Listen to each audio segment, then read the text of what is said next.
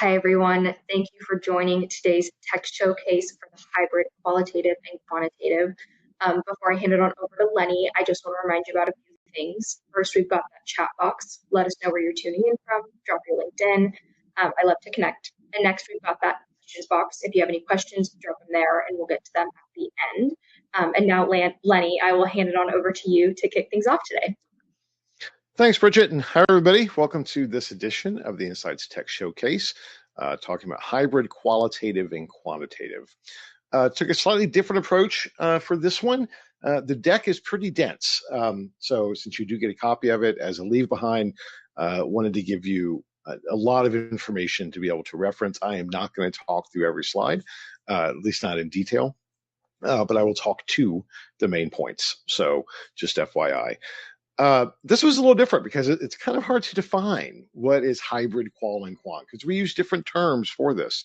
We talk about scalable qual and we talk about quali-quant and lots of different ways to kind of think about this synthesis of qualitative approaches that are also have elements of quantitative, primarily via sample size and scalability. And when we think about this, the bottom line is that technology has unlocked the ability for us to be able to engage in more asynchronous or synchronous conversational approaches with respondents to kind of go along with them in their daily lives in a variety of ways and be able to absorb information and query them and talk to them to dig deeper in a different way than traditional qualitative, kind of face-to-face. The technology has just given us the ability to do that at scale. We can talk to 5 people or we can talk to 500 at once. So as we're going through this, that is really the frame of reference. Now, there are examples of traditional hybrid approaches that we combine qualitative and quantitative solutions in different ways. We're going to touch on those. But overall, our approach to thinking about this is around scalability of qualitative research in a variety of ways. We have a lot of data on this from GRIT. We kind of frame this up. Prior to COVID, qualitative at scale, digital qualitative, et cetera, was only a small percentage of qualitative research. COVID changed that.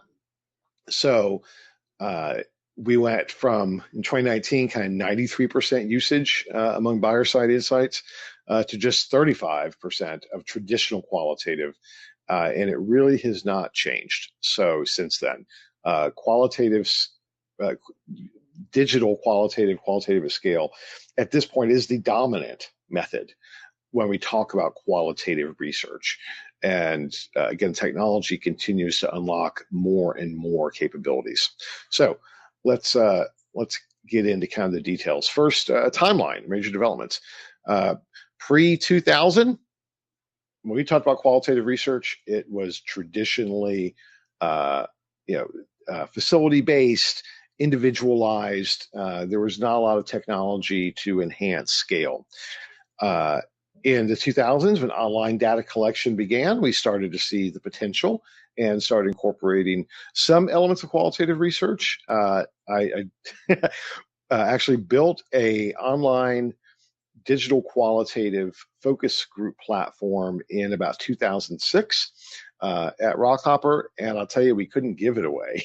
Right? It was really hard to shift people to that modality, despite the benefits that you would experience of scalability in terms of we can do, 5 groups in a single day all over the world. Folks just weren't ready for that. But we have seen that change as technology has allowed the expansion of big data around 2010. Technology solutions were coming to the fore in the market that were enabling this. 2015, 2020, we started seeing a lot of experimentation with kind of hybrid approaches that allowed for again, kind of macro qual, or easy integration, fairly seamless integration of things we would think of as quantitative surveys combined with qualitative exploration. Again, in 2020, all that changed, primarily driven by by COVID, but also with the beginning of AI being implemented. And today, this really the future is bright. We kind of have no bounds in thinking about where we can go in terms of leveraging these tools in a new way. So, give you a sense of what this looks like in terms of usage today. This is from Grit. Um, it's buyer side usage of qual. We're looking at both traditional insights professionals, people that sit within the insights organization, as well as our new segment who sit outside of insights and are more focused around analytics. Online qual with webcams, 55% in terms of regular use, total use. Mobile qual, significant as well, particularly within the traditional research space. Communities, still in person is there. Chat, text-based qual versus video, all have extensive usage across the board. So this is not niche in any way. These are solutions that, for the most part, have reached something pretty close to majority usage. The pure AI driven, when these data were collected earlier this year, we weren't there yet, but let's bear in mind that there are many solutions that are entering the market that actually are even taking moderators out of the mix and utilizing chatbots to be able to conduct the entire interview utilizing AI. So that's the new thing that is coming along. Supplier side usage, again, similar story. Obviously, it's not going to be the case for everybody. This is sorted by full service research. But if we look at overall within the full service, we see a very similar story. So kind of in lockstep with with client side adoption. And then if we kind of expand the definition of qual outside of groups and IDIs into ethnographies, in-store shopping observations, mobile diaries, journaling, bulletin boards, it's a growing set of toolboxes that inherently are more around unstructured engagement versus structured engagement. What you're seeing here is green indicates large increases in usage, red indicates even larger ones. And we're seeing lots of jockeying around, finding the right use case for this expanded set of tools.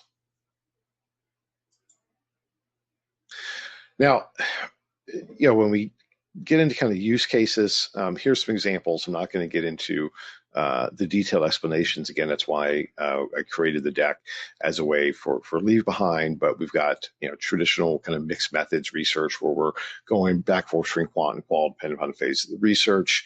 A sequential explanatory design, which is more quant first and then qual to follow up. Current triangulation design, where we're kind of doing things simultaneously, comparing results, looking for convergence. That is probably more of when we think about the current opportunities around scalable platforms that combine quantitative and qualitative in a hybridized way. That's really what we're talking about.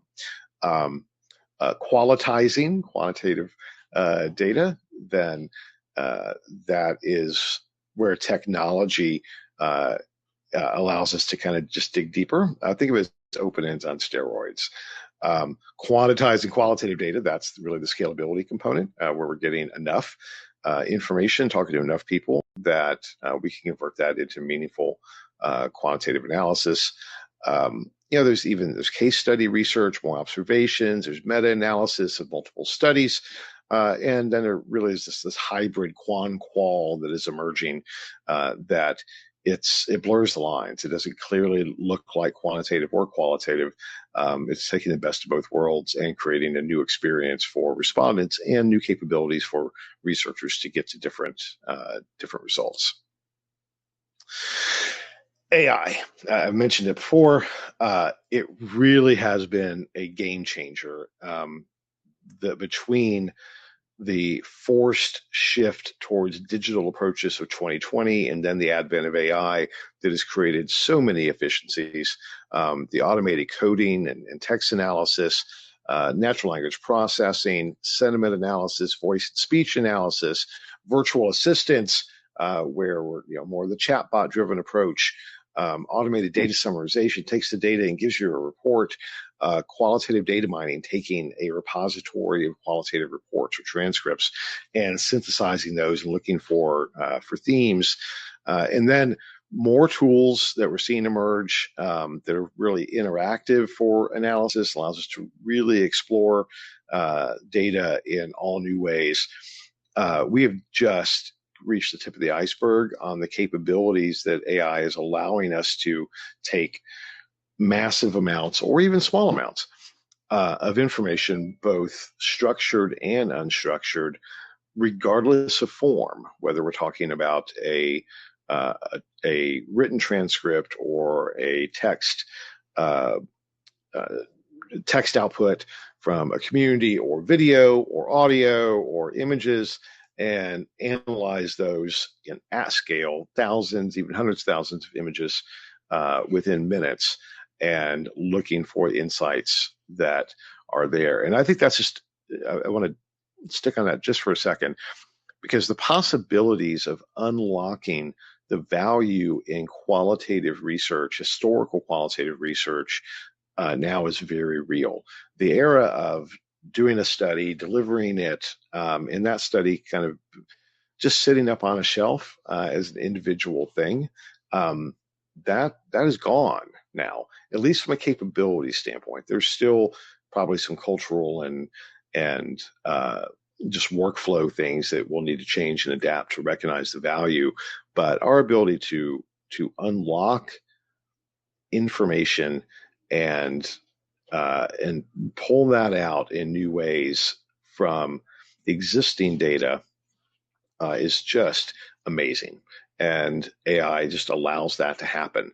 It is it's a solution that just has many, many capabilities that impact this specific topic of expanding the uses and feasibility and effectiveness of qualitative research. But there's trade-offs, right? So let's go through a couple of these really quickly, because I think it's important. Depth versus breadth. So traditional qualitative is generally smaller sample sizes. Hybrid methods allow for larger, but it doesn't mean that bigger is always better. So sometimes we need the smaller sample sizes. So we need to kind of think through fit for purpose and what are the objectives. If we're trying to understand, let's say in B2B research, a very niche category, then we don't necessarily need to talk to 100 people. Maybe we just need to talk to 5. So let's think through that and understand the trade-offs of depth versus breadth. Time and cost. That is decreasing because of technology. But at the moment, it's still the setup and the actual, let's say, things like recruitment and moderation, et cetera, can still be fairly time intensive, regardless of the efficiencies gained technologically. So let's recognize that. The cost, the recruitment, again, as an example, that may increase your costs overall. If you're trying to do a study with physicians and you're used, from a budget standpoint, used to only talking to 5, and so, now I can talk to 100. Well, it's still going to cost about $500 a pop to talk to those physicians. So keep that in mind. Just because you're going digital does not necessarily mean that costs decrease, especially when it comes to incentives and recruitment. Uh, you know, it's not a replacement for traditional quant, right? Of trying to go for generalizability versus contextual understanding. My opinion is that regardless of scalability, that the goal of qualitative is to find a deeper, more contextual understanding versus looking for statistical significance. Just because we may be able to achieve some of that from a sample size standpoint doesn't mean that it's always appropriate based upon the business issue or the need of the study. Complexity, it does add levels of complexity, especially when we're dealing with moderation. So keep that in mind. It's not like we haven't quite gotten there where design it, press a button, and go and get the data back. There are other elements involved. So that's not always going to be the right solution in all cases. Quality versus quantity, kind of touched on that already with the depth and breadth. And then there's the ethical considerations that we do need to recognize: privacy and confidentiality, informed consent, especially if we're dealing with video or with images, ethnography, people's faces. Make sure that you're checking to understand what the local laws are. GDPR, or state of California, for instance, an image of somebody's face is data that they could go back and ask to be removed later on down the road. So there's some of the trade-offs, but there's certainly benefits as well. And yeah, the ability to gain comprehensive insights, that scalability element is undeniable. The way to kind of enhance the validity by increasing the sample size, but still taking with a qualitative approach, that is significant. The larger the sample, the greater the generalizability. We still get that rich contextual understanding. It is certainly efficient because technology is doing a fair amount of the heavy lift. And as we move into the era of fully automated qualitative probing via chatbots, that's only going to increase. The flexibility in data analysis, almost all of the platforms that are engaging in facilitating this are also heavily focused on increasing the speed to insights on the back end through analysis. I think qualitative gives a much more holistic perspective. We get to get into the things that we don't know. Of course, it's innovative. It unlocks creativity in how we engage with folks. It can make very impactful recommendations that get to not just the what, but the why and the now what through that exploration. And overall, just the advancement of research methods. And we are kind of in the golden age of research right now, where we just continue to see new things coming down the pike on literally almost a daily basis. It's my job to pay attention to these things, and I can't even keep up with all of the new companies and new capabilities and innovative new solutions that are entering the market on an ongoing basis. The count on us at Green Book to try and be that big funnel to share this with you. That's why we do things like the Tech Showcase to keep you abreast of these things. But I have never seen in all of my years in research the level of innovation and creativity from a technology and tools perspective ever. So hope that's really helpful. The folks that you're going to see in the rest of the session are going to give you some demonstrations of their technology, hopefully help you kind of think some more real world examples of how they do things and how you can use them. And again, this deck you're going to share it around within your organization as a quick reference guide in kind of thinking through these things. That's it for now. Really appreciate your time. Hope you have a great rest of the day and enjoy this Insights Tech Showcase.